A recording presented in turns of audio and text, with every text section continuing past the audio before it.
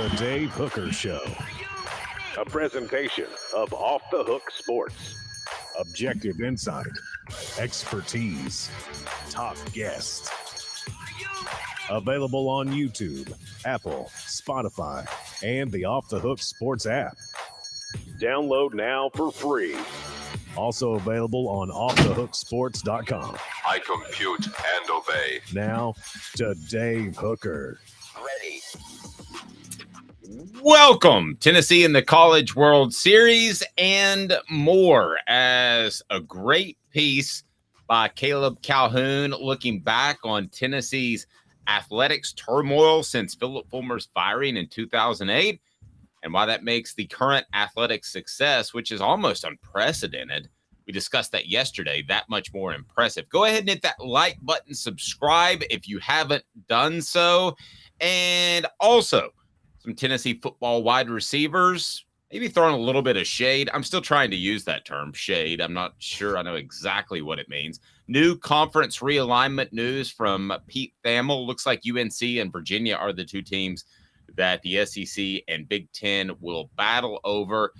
And I know this is going to be a touchy subject for some, but why the NIL will usher in the golden age of college athletics. I have said that before, Caleb, and now we're starting to hear that from some national media as well. So how are you, Caleb Calhoun?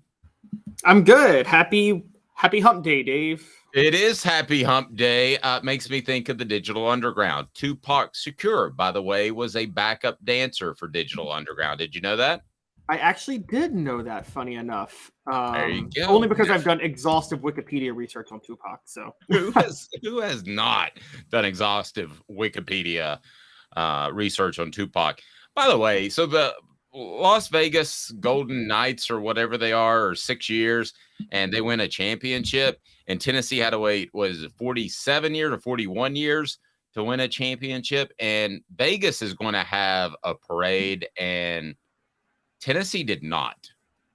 That was one of the things that always rubbed me the wrong way. There wasn't a parade down Gay Street, the middle of Knoxville. Maybe that's a topic for another day. Teams do parades. But just do them. There was all the excuses that they're not here and they're back home and all that stuff. We'll discuss that later. First of all, you have got to go to offthehooksports.com and read Caleb's latest story. It all went downhill, we all know, in 2008 when Philip Fulmer was fired, and we know what happened since. It was a guy named Lane Kiffin, followed by a guy named Derek Dooley, Butch Jones, and Jeremy Pruitt. And Tennessee was in a decade of dysfunction, or whatever you want to call it. It was bad for a long, long time, which gives Tennessee, be it Danny White, Josh Heupel, Tony Vitello, whoever you want to pick, a lot of credit and a lot of credence with Tennessee's fan base. As Caleb, you wrote, Tennessee truly rose from the ashes. And it wasn't an overnight thing. It wasn't a one hire thing of go out and get John Gruden. It was, as Nick Saban likes to say, a process. How impressive nationally has this, albeit slow, turnaround been for the University of Tennessee?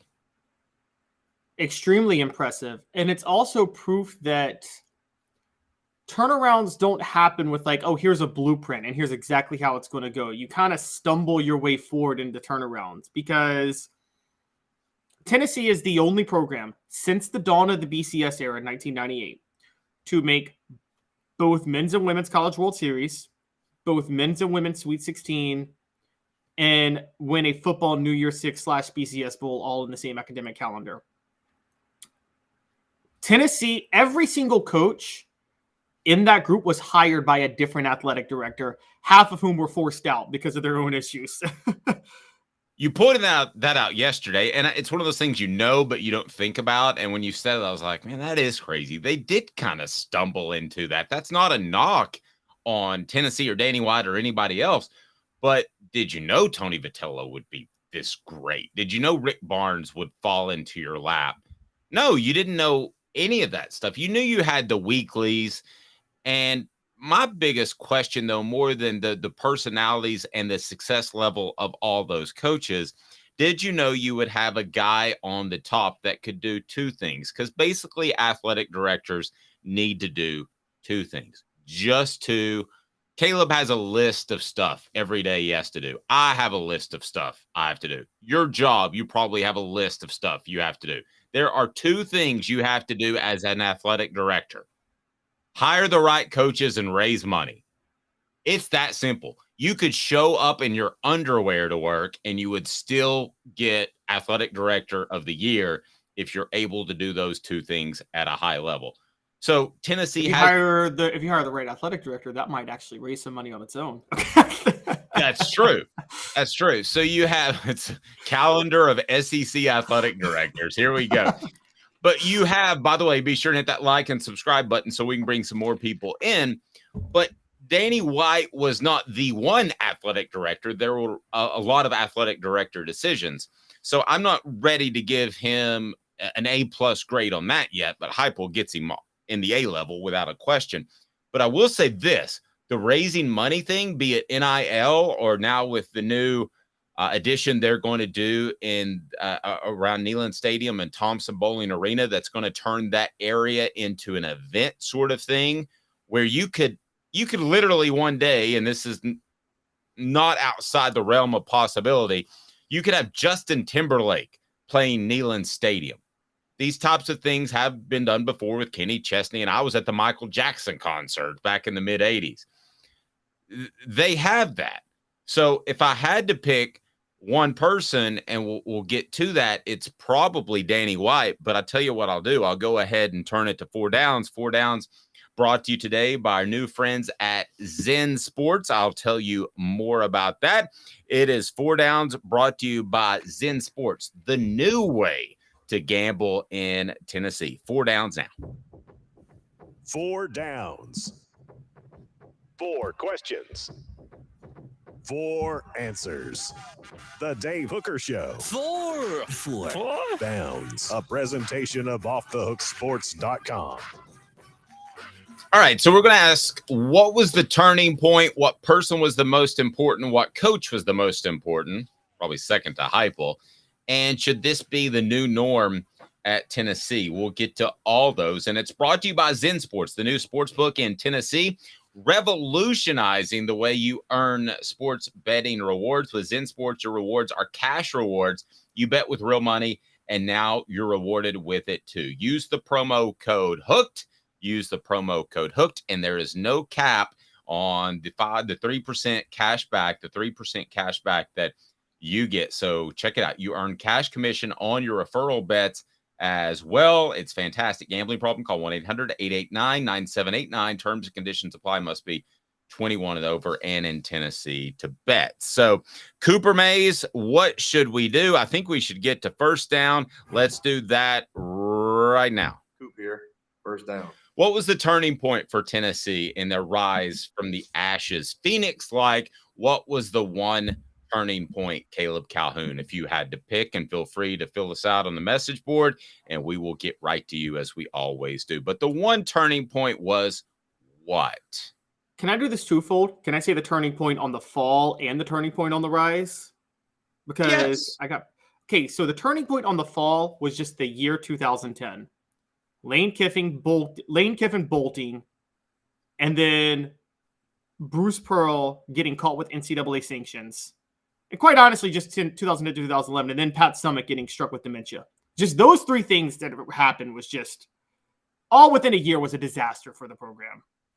And it will lead me to the new norm, which we'll get to in a later down.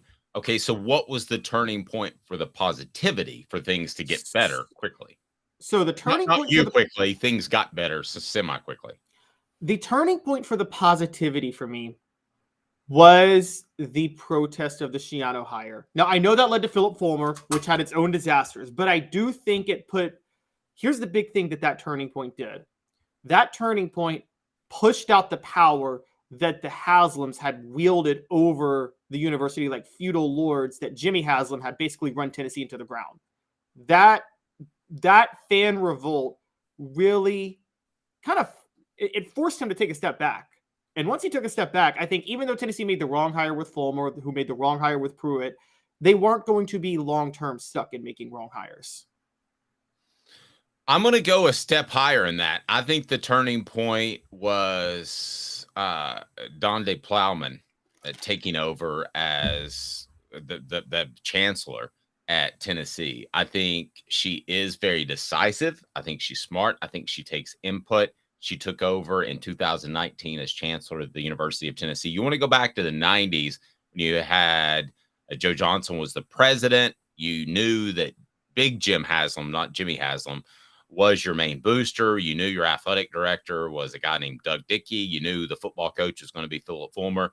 I think that Plowman, as best she could, brought that sense of stability. So I will say that was the one turning point to the positive. Coop, what down? Cooper Mays here.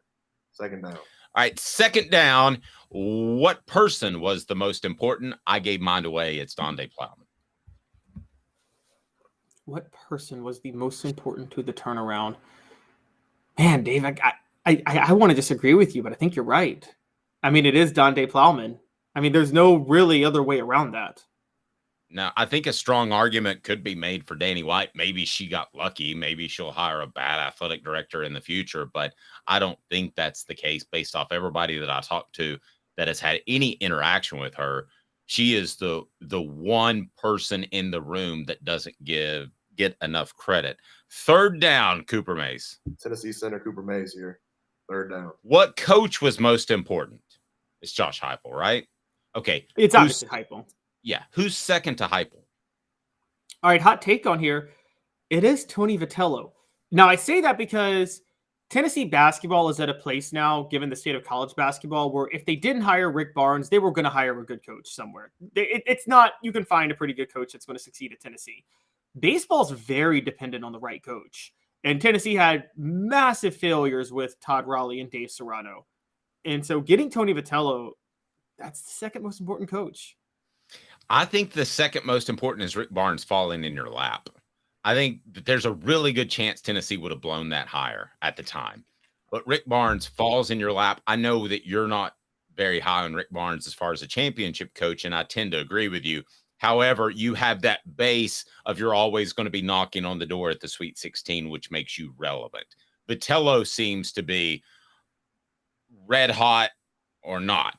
And like last year when they flamed out, that was disappointing. He did bring a lot of attention to the program. But I feel like Barnes is a good, consistent base in your second most lucrative revenue sport. So I would go with Barnes falling in their lap. I don't know that Tennessee gets a lot of credit for that, but I would go with Barnes falling in their lap.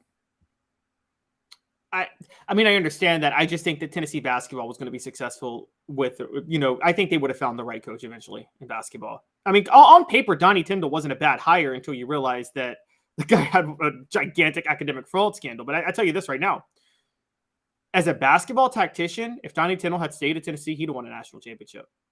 Dude is a brilliant basketball mind. He was strong. He showed up on my Facebook friend list the other day as posting something. Maybe we'll reach out to Donnie Tyndall. How many years does he have left on that show cause? Let's see, 2, I believe. Huh. How much longer has Rick Barnes got? On his contracts? No, just how much longer do you think he wants to coach? I don't know, but I'm pretty sure Tennessee's not going to hire Donnie Tyndall back. I can guarantee you that right now. Just a thought. Just a thought. Fourth down, Coop. All SEC center Cooper Mays here. Fourth down. Okay, I said this back in 1998 and 99 and 2000 when Tennessee's football team was at its best, when the Lady Vols were fantastic, and you had guys like Ron Slay, led by Jerry Green, making crazy runs. That shouldn't be expected to be the new norm, but it should be the new norm. And what I mean by that is don't get upset if one of those programs slip and you have to address it. But is this the new norm? That's my simple question. Fourth down. 4 downs brought to you by Zen Sports. I think it is. I think it is because of Danny White. Even though Danny White didn't make a lot of these hires, I think Danny White's understanding of NIL, his understanding of the future of college athletics, it's going to make Tennessee the new norm. Look, Danny White single-handedly Central Florida is going to the Big 12 next year because of what Danny White did. For those who don't remember this, South Florida was the big time smaller program in Florida. UCF and South Florida have a rivalry. South Florida was a bigger program than UCF. Now UCF is the bigger program.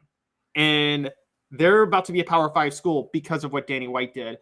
And now he's at Tennessee, and he's being forward thinking in the same way. What Danny White is doing is not resting on laurels or tradition. He's very big on, I think Tennessee fans have a really big problem sometimes saying, well, we're Tennessee.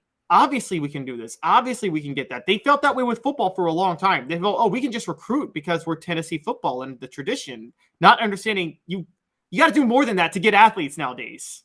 And I think Danny White understands that a lot better than the fan base does. Travis asking me if I had the bedazzled glove for the Michael Jackson concert. I did. I don't think I wore it back in, was that 85 or 86 when they were at Neyland Stadium? We've seen Kenny Chesney do that sort of thing. What concert would you most like to see at Neyland Stadium? Is there anyone in particular that stands out? I mean, Taylor Swift, obviously. Taylor Swift.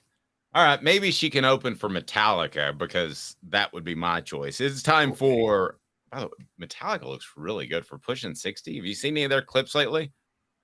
I have not. Do you want me to send them to you or will you just delete them? I know of Metallica, but I like, don't get me wrong. I was getting into music when they were big. I got into alternative rock a little bit after them, but still. That's not alternative rock. That's great rock. What is... Whatever. I mean, that is fantastic rock. That's not alternative at all. What the? Okay. So when I first started listening, there was the Metallica ripoff, which I'm not saying they were good, but Korn was big when I was listening. When they had the DJ. That's bad music. Yeah. And so I was listening to Rage Against the Machine. But see, that was the new metal phase. I got obsessed with Linkin Park in the early 2000s. Sorry about that. What the age? What the? What was he thinking? Release the hounds. The Dave Hooker Show. Keep cool. A presentation of offthehooksports.com. What the age today brought to you by Craft Treats, crafttreats.com. Tennessee's receivers left out of a top 5 according to CBS Sports. So who ranks ahead of them? Sure, we'll hear about Ohio State, as I believe they have 15 first-round picks on their roster. At least that's what everybody likes to say. Maybe Texas in there as well. Who ranks ahead of the Vols, according to CBS Sports?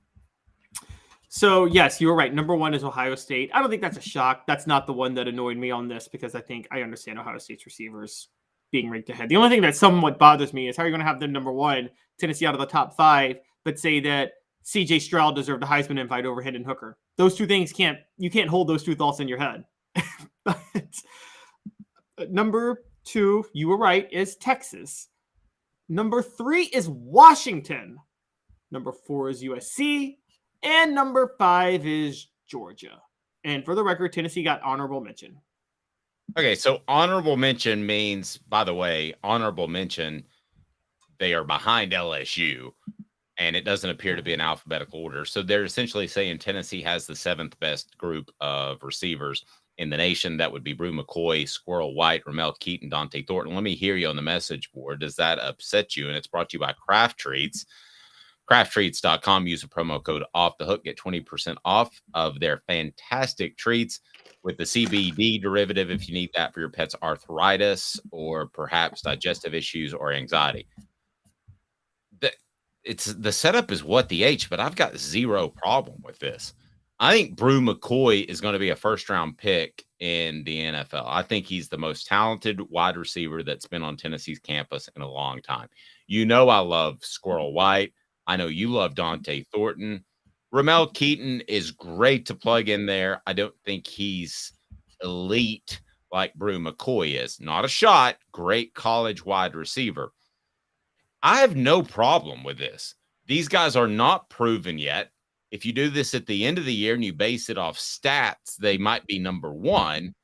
But right now, I've got unproven Brew, who, by the way, is having a great offseason for those that don't know. People I talk about just is blowing people away in his physicality and getting off the line. Nobody's going to be able to press him this year. I'll go ahead and tell you that. So, and with Squirrel White and Dante Thornton, it's probably going to be one or the other. And I just stated how I view Ramel Keaton.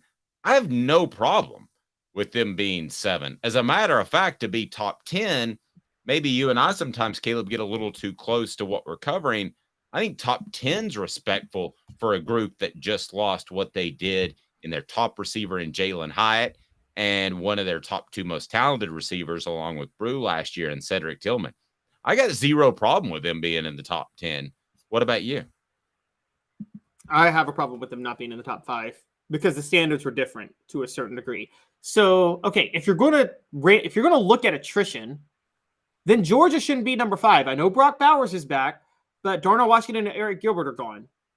And if you're going to go based on talent, well, Tennessee's collection of talent is better than Washington's, who's number 3. I know Washington returns their top 2 receivers, but I'm sorry. Like, I'm putting way more stock. Brew McCoy is going to go drafted higher than any Washington receiver next year. I'm pretty sure. And everybody tends to agree with you. They've got Bull something, and they've got my unbiased opinion has this at number 2. I could see that behind Ohio State. Leacock is going to be good. I like Leacock as well, but I think he's kind of second tier right now. And then some D saying CBS could mess up a 1-car funeral procession. It's tough to do. I mean, again, I think at the end of the year, we'll be talking about them being top 3. But right now, I've got no problem with them not being in the top 5. Yeah, but when you do these preseason rankings and stuff, shouldn't you give some analysis on how good you think they're going to be, not just what you've seen so far? And again, there's already some projection going on in these rankings with Georgia. Again, you can't have Georgia in the top 5 just because of Brock Bowers, can you? He alone doesn't put your receiving room in the top 5. No, he shouldn't alone. But I think Georgia's kind of at the state where Alabama is, that their talent level, even last year when they were down a little bit in the skill positions, it was still good. So I think they're going to be in the conversation. You don't think Tennessee's at least at that level at receiver? Not across the board, but at receiver? Just to get the kind of respect that you get year in and year out? Not quite. I think they will be after this year.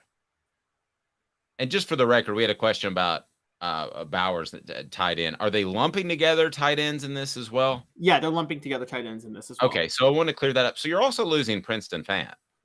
Okay, and I think Jacob Warren's going to be very good. And I'm not saying this just because he's works with us, but I think Jacob Warren will be very good. But who's the second tight end? If they want to run that split tight end where they essentially have one tight end in the game for a drive and then they switch in the second, who's the second? I don't know yet. And from people I talk to, they don't know yet. So that means you have to either adjust with perhaps on a 4 wide receiver look when Jacob's getting a rest during a drive, or you have to play Jacob more, and he's probably not more effective towards the end. These are my words, not his.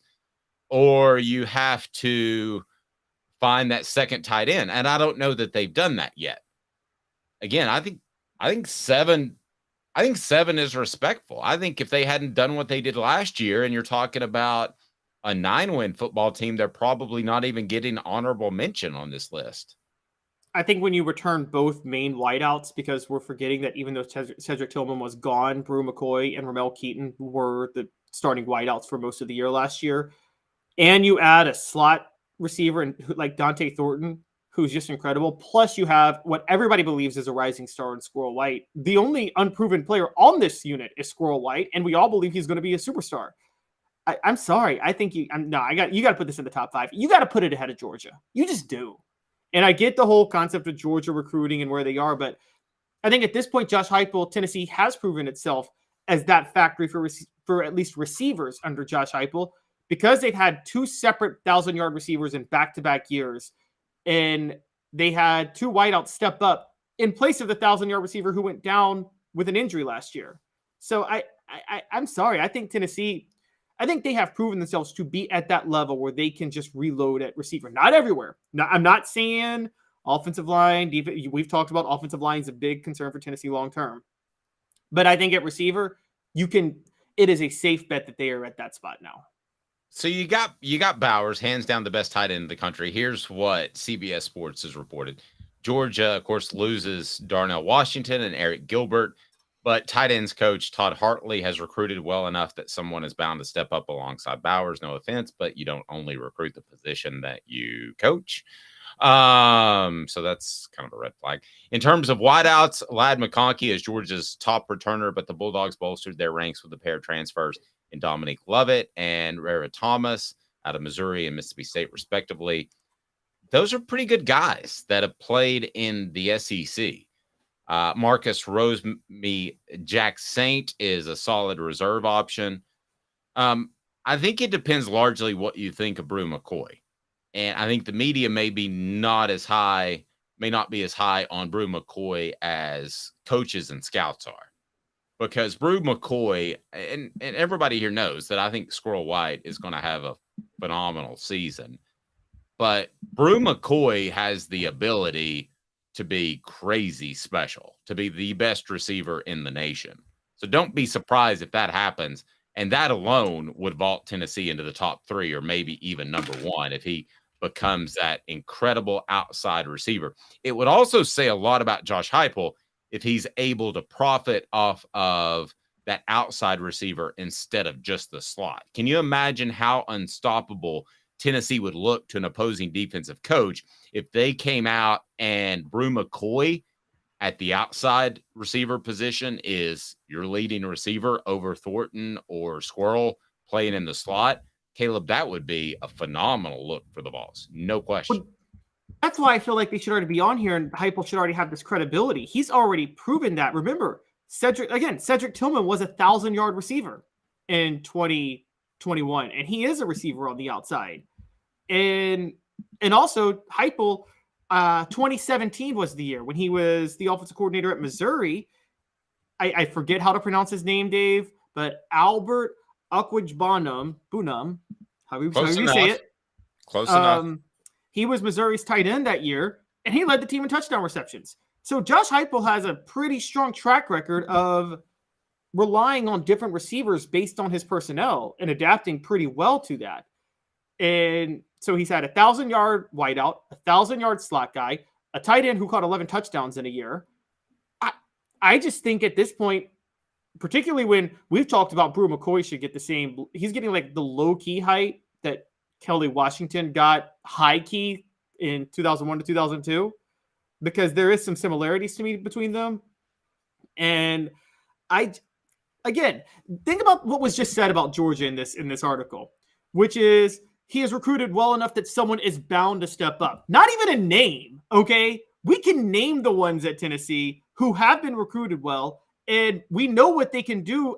Everybody outside of Squirrel White has somewhat proven themselves. Well, and I don't want to sound like I'm attacking this writer, but if you're going to give Georgia's tight ends coach credit, and he's going to bring a dude, he's going to find a dude walking around on campus, wouldn't you give Josh Heupel that type of credit? Absolutely. Absolutely. I mean, if you go down that road, if he hadn't have gone down that road, I would have zero issue with it, with Tennessee being essentially 7 with the honorable mention. But if you go down that road of Georgia's tight ends coach is going to produce another incredible tight end. Well, Tennessee didn't produce another incredible tight end after Jason Witten. They produced a couple of good ones. But if you're going down that road, Josh Heupel is going to produce very productive receivers just by the nature of what he does. I don't care if they show up with half a foot. Yeah, Josh Heupel, I mean, he's a receiver whisperer more than even a quarterback whisperer, if we're being honest.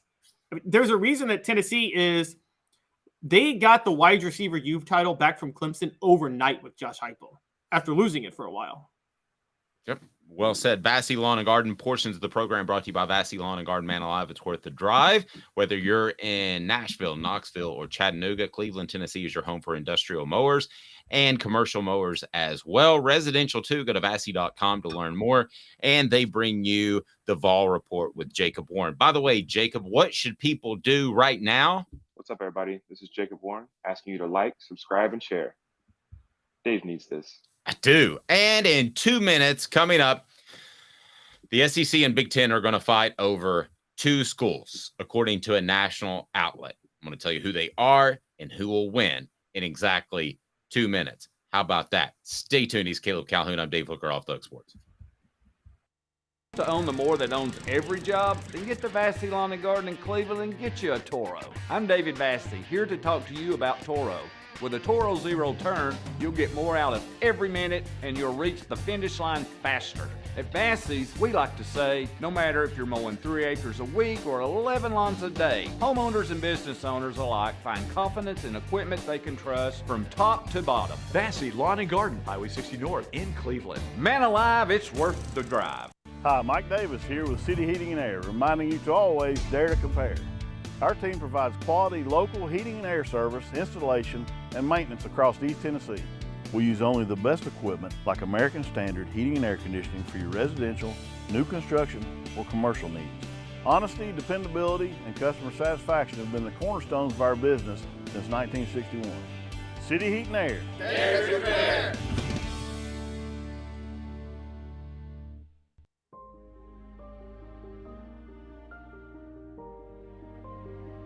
Our family has been creating one-of-a-kind pieces of jewelry in West Knoxville since 1986. Each piece is a combination of unique processes that bring your idea to life. Every day in our shop, a truly special item with a story all its own is being manufactured in our facility, bringing the history and family sentiment into a whole new generation of life. We're grateful that you chose us to be Knoxville's best jeweler, a title that we value and respect. Because to me, being a jeweler and owning a jewelry store are not the same thing. I'm Rick Terry, I'm a jeweler, and we want to be your jeweler. Kingston Pike and Campbell Station Road in the heart of Farragut, and downtown on Gay Street right next to the Tennessee Theater. With all that sun, sand, and salt water, the beach is a very relaxing place. Unless you wear contacts. Ow! Open your eyes to the best the beach has to offer with LASIK vision correction from Campbell Cunningham Laser Center. Ah.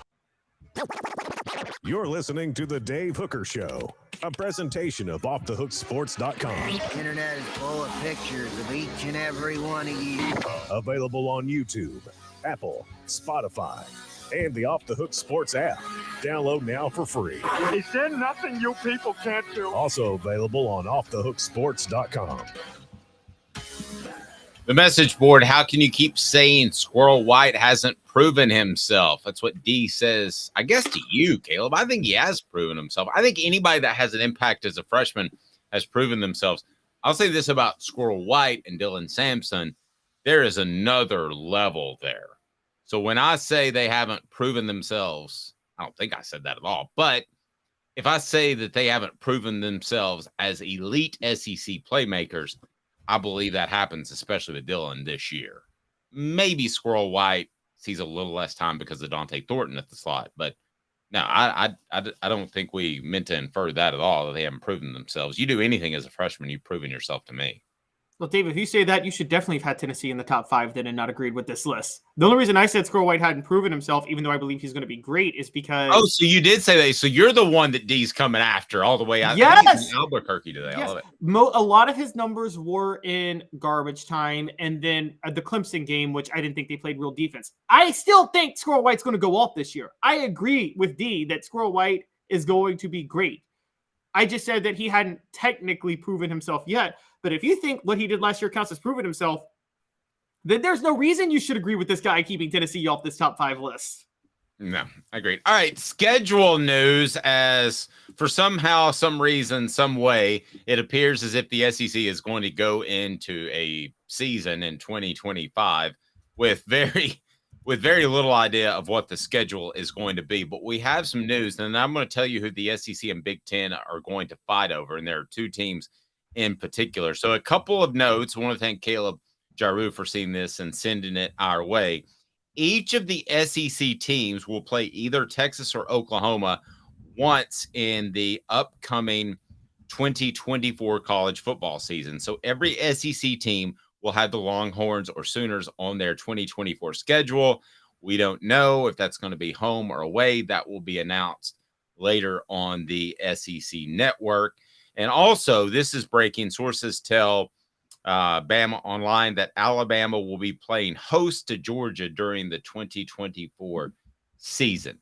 What do you make out of those two news and notes that we have concerning the schedule in 2024? Because I can't remember. I mean, this sounds like high school, and I've been around high school coaches that are calling teams and coaches in Maynardville to say, hey, can we schedule a game in September? I mean, this is kind of what this sounds like, because the SEC couldn't get their schedule worked out at the SEC spring meetings. But what's your immediate take of these two pieces of news that broke this morning before we get to the SEC and Big Ten fighting over two teams?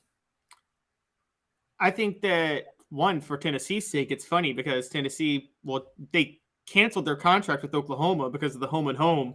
And then they might have been able to get that anyway, because they're going to get, they might get Oklahoma next year. So we'll have to see how that goes. I think it's kind of interesting. I think that it's really, there's nothing that stood out to me yet from this SEC scheduling, because this is kind of what we expected. I think the big thing they're just going to do next year is try to protect the rivalries. With Tennessee, I'm curious how they're going to try to protect all the rivalries and have them play Texas or Oklahoma. I think you and I want to see them play Texas. A battle of UTs wearing orange is just something that needs to be seen. The last time Tennessee played Texas was in the 60s, and television was in black and white. So we've never seen Tennessee play Texas in football where we could actually see the orange jerseys. I'm down. I'm all for that. I am. And there's another slightly orange jersey that could be at play as well. It's time for today's tough question. First, D asked us, Bama drop LSU and pick up Georgia. Saban will lose his mind. We got a little Manning versus Nico at some point. The UTs, I love that as well. Today's tough question is now, and it's brought to you by Andy Mason, AndyMasonRealEstate.com. Today's tough question. Take a side. Take a stand.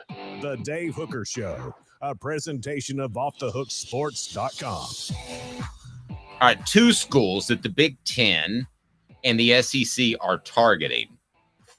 Okay, if you ask me this without having read the story and meeting Caleb during our 3:15 a.m. production meeting, I would say that it would be Notre Dame and North Carolina. If you had asked me that before this story came out, and please credit the story, but it is actually who, Caleb Calhoun? Well, before I get to it, the story is Pete Thamel on ESPN. I encourage everybody to read it. It's about conference realignment negotiations. They are kind of fighting over Notre Dame, but both conferences are determining it's not worth the fight right now, because as of right now, Notre Dame has no interest in being a permanent member of a conference still. So in place of that, they are both allegedly fighting over Virginia, because the SEC is going to take Florida State and Clemson if they can. They would do that in a heartbeat. They don't. Another report came out. They have no interest in Miami. Just Florida State and Clemson. Those are the only two schools in a market that already exists that they're interested in a market that they are already part of. So new market schools that they would be interested in, both conferences, are Virginia and North Carolina. It shocked me a little bit because I thought they would be more interested in Virginia Tech than Virginia. But I guess maybe Virginia gets them into maybe they are thinking television markets at that point, because Virginia, I think, gets them into the DC market, and I don't think Virginia Tech does. Let me ask the message board, because today's tough question is, which opponent would you most want to see join the SEC? I'm going to say Notre Dame, because I think it would be so impactful and be kind of like a middle finger to the Big Ten. But realistically, I would say either Clemson or Florida State, just because I like the quality of play, and I think they're most likely to be good 5-10 years. I do know that the SEC really likes North Carolina. So I'll ask you today's tough question. If there were just one school that could be added to the conference, who would it be? And it's brought to you by Andy Mason, AndyMasonRealEstate.com. Save thousands or tens of thousands of dollars on your real estate transaction, and know that you have the best service and you have the absolute best prices in the biz. AndyMasonRealEstate.com. Travis says, why would you want Virginia? I'm kind of the same way. I don't see the Virginia thing. Who do you want on the message board? Ronald says we need Texas to be a UT game, to be a permanent opponent. They're in the conference. I don't think they're going to be a permanent opponent. But who would you most like to see? I'll say Notre Dame. I'll kind of fall on the sword because I don't think it's going to happen. But if it's Dave's world, if Dave's the NCAA commissioner or president, and not a buffoon. I could have done such a better job than Mark Emmert, for the record. But I would say Notre Dame would be the one, but I know that's not doable. So who would you say if we're in fantasy land? You could take Oregon State if you wanted to, Caleb. See, I would want somebody the SEC doesn't want. I want Virginia Tech. I think that's a natural SEC school. That should be a rivalry with Tennessee. It'd be such an exciting rivalry, Tennessee and Virginia Tech every year. And honestly, my hope is that Virginia Tech goes to the SEC instead of Virginia. I think the SEC has a long-term goal to have a geographical footprint in every state of the old Confederacy, shall we say. And North Carolina and Virginia is all they got left. And I'd rather have Virginia Tech than Virginia, but yeah, so I'm going Virginia Tech. To the message board, Clemson should be the one. Okay, so that is the team, hands down, that would help Tennessee the most if they were in the SEC. And I believe that, and you gave me a look, Caleb, I believe that because you would split up the state of South Carolina in recruiting. I know you're looking at me weird, but I believe that would help Tennessee the most out of all the schools we're talking about. I don't think any helps tremendously because suddenly you have the panache of being in the SEC. But which school, what do you think about Clemson taking? Which school would help Tennessee specifically the most? Which school would help Tennessee? I know you don't think it's Clemson, so you can go ahead and blast me right now. No, I don't, because I think Clemson and South Carolina already split because South Carolina is in the SEC, but Clemson is the power school. Honestly, if Clemson joins the SEC, that just sends South Carolina into irrelevancy. I mean, it's Clemson State at that point, and they'll have a lot on it. But South Carolina is relevant right now when they recruit against Tennessee. So wouldn't it be nice because South Carolina is in the SEC? Yeah. So you're saying you want Tennessee to have to compete with Clemson and South Carolina? Well, here are my thoughts on Clemson. So I'll go a little deeper before you and Tracy Morgan say that's crazy. I don't believe Clemson is going to be a championship contender long term. I think it's kind of like a Miami. Miami's had their ebbs and flows, but their down times have been decades plus. And I think that Dabo Swinney was the perfect fit there whenever he hangs it up. And I'm looking 5-7 years down the road. I think that there's going to be a vast gaping hole in Clemson. And at that point, I think Tennessee will be able to take advantage and other schools recruiting that area.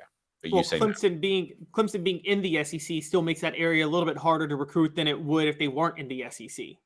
But what I would say is I think Florida State helps Tennessee the most because Tennessee doesn't recruit the Florida Panhandle, really. That's not a pipeline for Tennessee. Georgia, Alabama, Florida, and Auburn all recruit the Florida Panhandle. If Florida State joins, that waters down the talent for all of those schools that are in competition with Tennessee. And Tennessee doesn't lose a recruiting pipeline. Interesting. Okay, so what school would most help Tennessee if they come into the conference? I think Notre Dame. I'm not trying to harp on Notre Dame. Florida State was when I said would most help Tennessee. Wouldn't Notre Dame most help everybody in the conference? Because then you would separate yourself from the Big Ten or anybody, right? If they if the SEC hasn't already, if they added Notre Dame, that would be a whole nother level. Caleb, you are the premier conference. If anybody argued that before, the argument's over, right?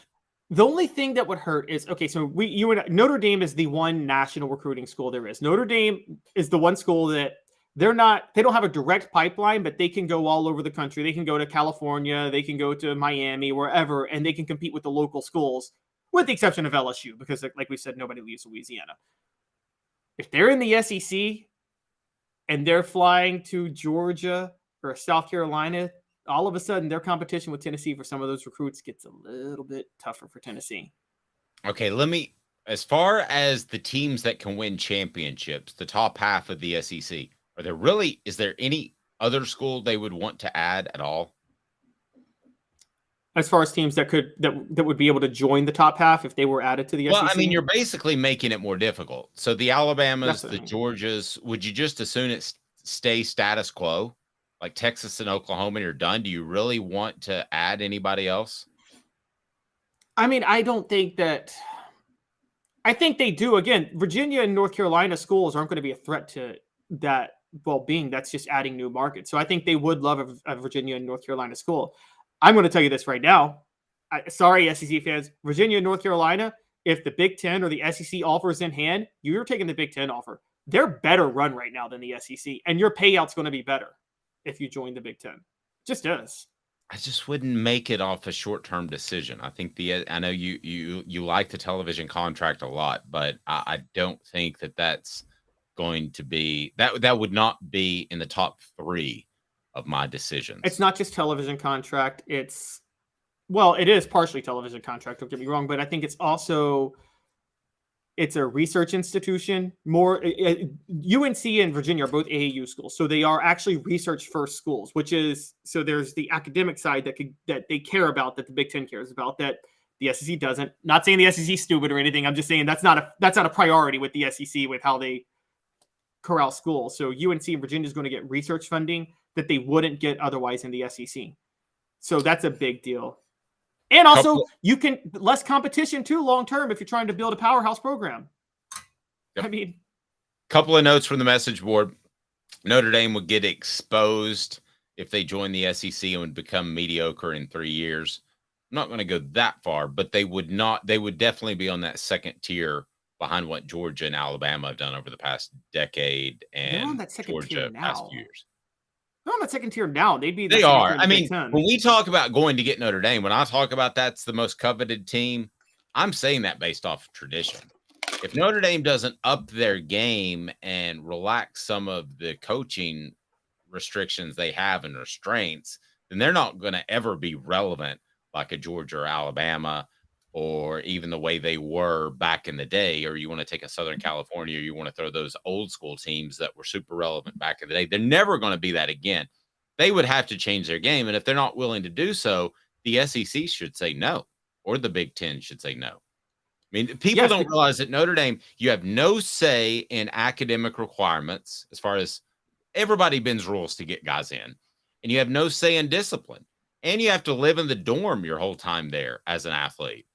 Those are 3 big strikes against you when you're trying to put together an elite football program. Huge, monstrous strikes, Caleb.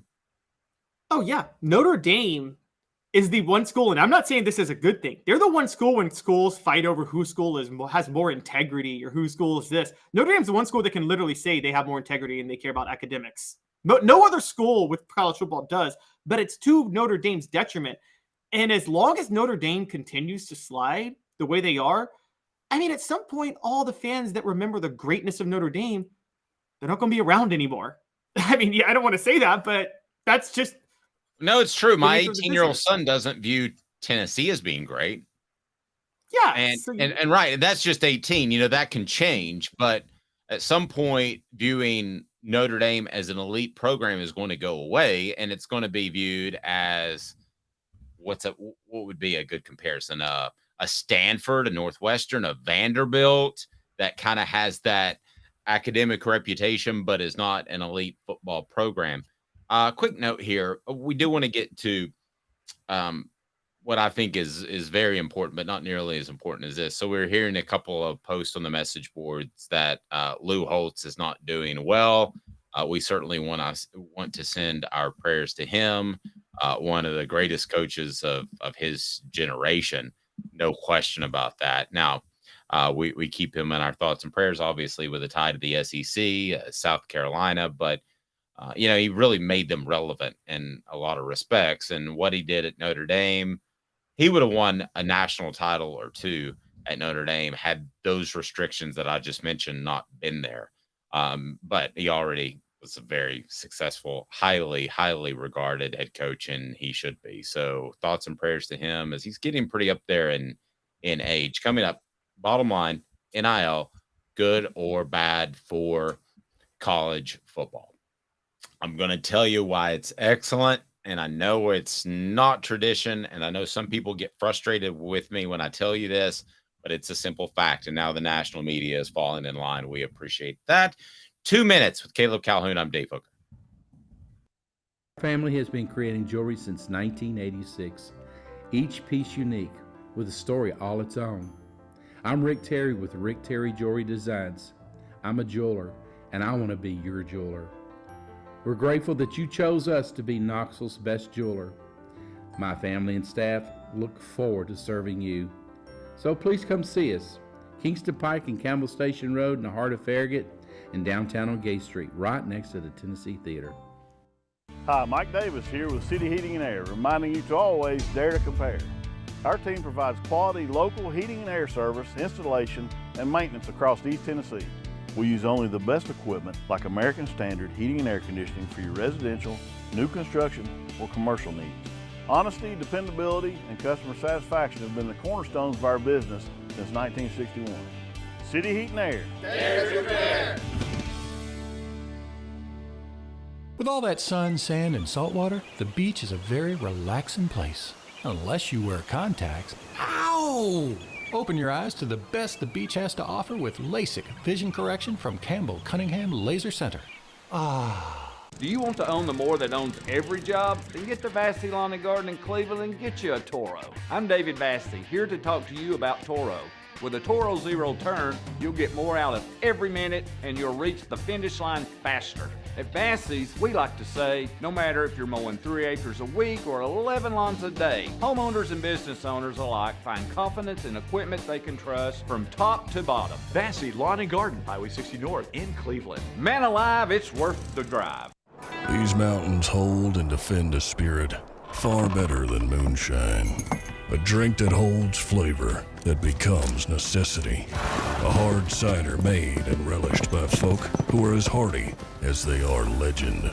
A refreshment that can only be found in one place. With a taste that makes you say, give me 3 bottles of the good stuff. Tennessee Cider Company, where necessity can be found.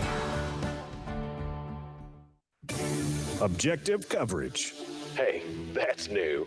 If we get caught, we're going to jail. The Dave Hooker Show, a presentation of Off the Hook Sports.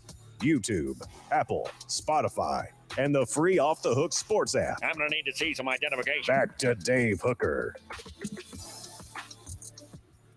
I'm a big fan of old school. I truly am. I'm a big fan of a lot of things that happened in college football back in the day. And I think that it's somewhat untouchable because you're not going to have the University of Tennessee up and move or the University of Georgia up and move to another market because there's a better deal there. A city's willing to give out a better deal. And I think a lot of those things are fantastic about college football. I don't think you're going to have the Saudi investment group come in and buy a team. I think those are some of the great things about college football. But I think some of the traditions are a little bit, if not really, really old and need to be replaced. And one of those was NIL.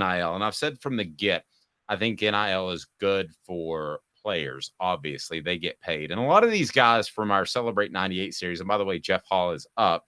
From our Celebrate 98 series, we've learned that those guys didn't have money. As far as the $100 handshakes and other people I talk to now that talk off the record, I mean, those just didn't happen as much as we used to think. Now, did Albert Means get what was it, $200,000 to go to Alabama? Yeah. Did Cam Newton probably get something? But that wasn't across the board. A lot of these guys were hurting for money. So NIL is huge in doing the right thing. But I also believe that it will usher in a golden era of college athletics. And I'm going to give my reasons why. But first, Joel Klatt, who, if you don't know, Joe Klatt, he played football for the University of Colorado, and he was a 3-year starter, and he now does a ton of work in the media and does a fantastic job. I like a lot of what he has to say. So let's get to his thoughts on the NIL and what it can do for college athletics. Here you go, Caleb. Take off. Do I need to bring this in, or are you bringing that in? Yeah, go ahead. You need to bring it in. There you go. Hit it. Next year, we're going to see the fruits of the NIL Golden Age. I believe next year we're going to have as good of a college football season as we've had in a long time, in part because we've got more depth of talent in college football. Why do we have that? Well, let me tell you. Because we have players that no longer have to go to the NFL. And we can pull it off now. 110% agree with that. And you don't have to go to the NFL. Zach Edey, if we want to talk basketball, he was the player of the year for Purdue. He is returning for the 2023-2024 season. Now, I don't know if there's a ton of money at Purdue to pay him, but there's enough to at least make it a decision. Jacob Warren, without NIL, is gone. Van Moose, he is not a part of Tennessee's football program anymore. I think you'll see guys stick a little bit longer. Now, I'm not talking about your first-round guys, and you're going to have guys that go off potential like Anthony Richardson. I get all that. But as a whole, I think the NIL will usher in a golden age of athletics. The easiest example for me to point to is not college football, though.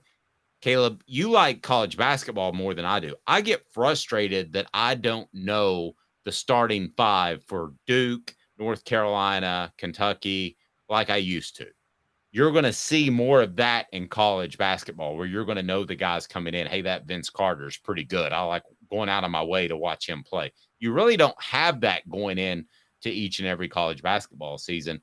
So I think it's going to be huge. I think it'll improve the level of play in every single sport. No question. I agree exactly with what Joel Klatt had to say. And as a matter of fact, I've been saying it for quite some time, even though traditionalists, and I respect you, traditionalists call me crazy and I'm ruining the sport. I'm totally on your side with this.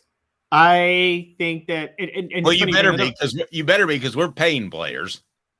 Yeah. So you've got a problem with the entire business model if you don't like it. Well, no, I mean in the sense that it's going to usher in a golden age of college athletics, because Florida is the last basketball team I think we remember the starting five like year over year. That the two-time national champions at Florida with Billy Donovan.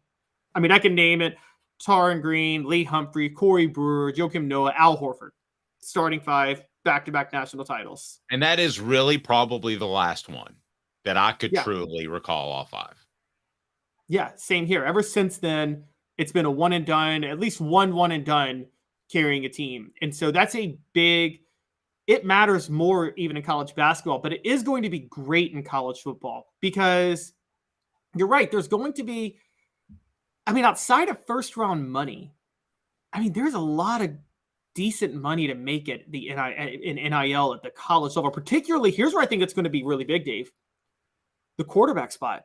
There are a lot of quarterbacks that you and I know can make a lot of money at the college level and aren't that valuable at the NFL level. Let's go back through history. Eric Crouch or Tommy Frazier.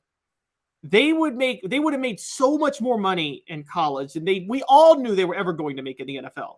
Or a Steve Spurrier quarterback. Whoever played quarterback for Steve Spurrier at the time. I will give you Anthony Richardson. If Florida had their NIL game in line, he might be coming back for another season of Florida instead of being a workout wonder. But yeah, they can't get Jaden Rashada paid. They can't get anybody paid. Yeah, eventually every single school is going to at least do it at a competent level, which Florida is not right now.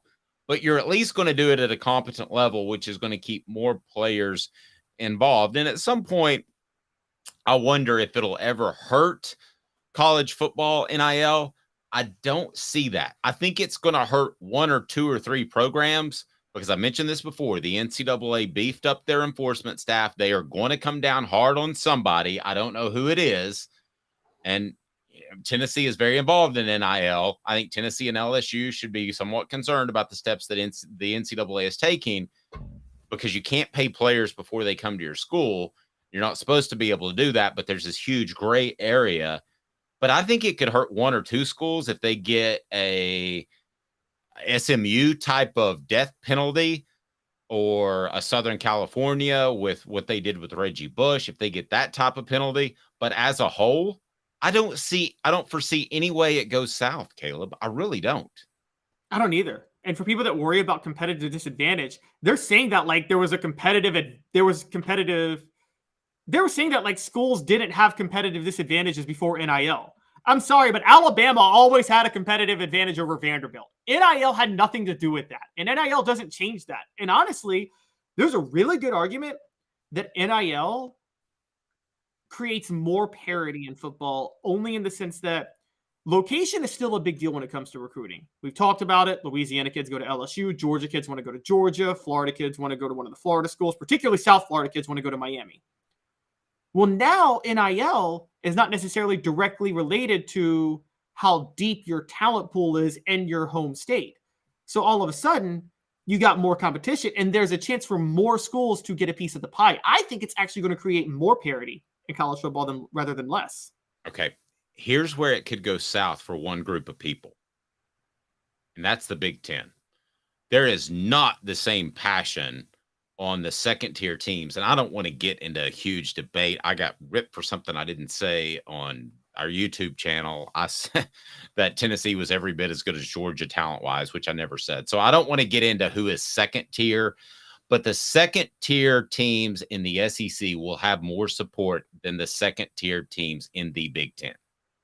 So if there is any one group of people, not individual schools, that should be a little concerned about the fast pace of NIL, I believe it's the Big Ten, because you already have a pretty big drop-off from Ohio State and Michigan to what, Penn State, and then an even more significant drop-off. If that becomes a 2-3 team conference each and every year, which is close to being already, that could be due to NIL. And then if I'm the Big Ten, I am concerned that it's a very top-heavy conference, which it is already. That'll never happen in the SEC because your second-tier teams, other than maybe Missouri because they're a horrible football program, but other than them, you are going to have the support financially to keep your players at home. We can debate who's second-tier. I don't really want to get into that, but you're going to have support at the Mississippi State levels. South Carolina, I know some people get mad if I call them second tier. Fine, I'm going to say it.